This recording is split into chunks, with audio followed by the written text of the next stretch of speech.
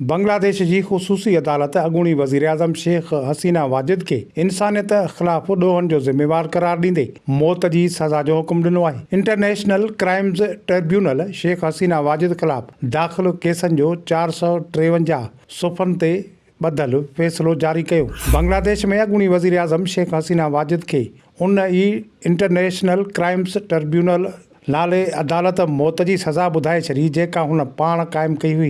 International crimes tribunal 2010 में शेख हसीना की अवामी लीग हुकूमत 1971 के जंग दौरान पेश ईंदड़ ज़ुल्मनि के ज़िम्मेवारनि जो हिसाब करण लाइ ठाही हुई। अदालत जो चवणु आहे त शेख हसीना वाजिद मुज़ाहिरीन ते ख़तरनाक हथियारनि जो इस्तेमालु करायो।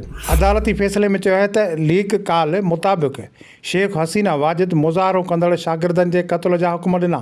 शेख हसीना शागिर्दनि जा मुतालबा ॿुधण बदिरां फ़सादनि खे हवा ॾिनी ऐं हुन शागिर्दनि जी तहरीक खे ताक़त सां दॿाइण लाइ तौहीन आमेज़ क़दम खंया। केस में अॻूणे घरू वज़ीर असद ज़मान ख़ान कमाल ऐं अॻूणे inspector general police Chaudhry Abdullah Al Mamoon खे बि शरीक ॾोहारी नामज़द कयो वियो आहे। अदालत मूजिबि शेख हसीना वाजिद ऐं अॻूणो घरू वज़ीर असद ज़मान अञा ताईं मफ़रूर आहे, जॾहिं त मामून हिरासत हेठि आहे ऐं हुन न रुॻो ॾोहनि जो एतिराफ़ कयो आहे पर रियासती शाहिद बि बणियल आहे। 2010 में ट्रिब्यूनल जे क़याम खां पोइ हू रियासती शाहिद बणिजंदड़ पहिरियों जवाबदार आहे। केस जो फ़ैसिलो जस्टिस मोहम्मद ग़ुलाम मुर्तज़ा जी सरबराही में 3 रुकनी ट्रिब्यूनल ॿुधायो। उन खां अॻु ट्रिब्यूनल 78 वरहनि जी शेख हसीना वाजिद खे भारत मां वापसि आणे ट्रायल में पेश करण जी हिदायत कई हुई। फ़रियादियुनि ट्रिब्यूनल खां टिन्ही जवाबदारनि जा असासा ज़ब्त करण ऐं मुतासिर ख़ानदाननि में विरहाइण जो पिणु मुतालबो कयो आहे।